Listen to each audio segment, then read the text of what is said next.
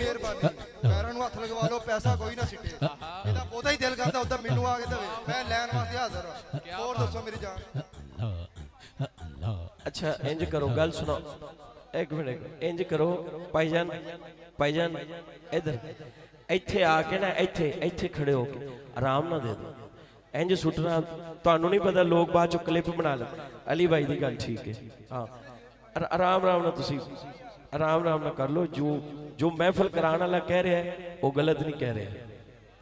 जिहड़ी गल ठीक है उहदे नाल इत्तेफाक करना चाहिए तुसी इत्थे इत्थे अगे आके आराम ना इत्थे दे दो इत्थे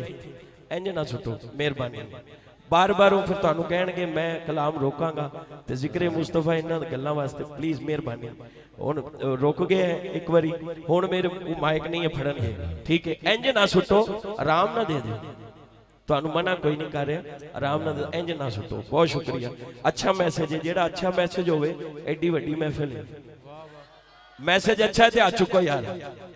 बहुत शुक्रिया।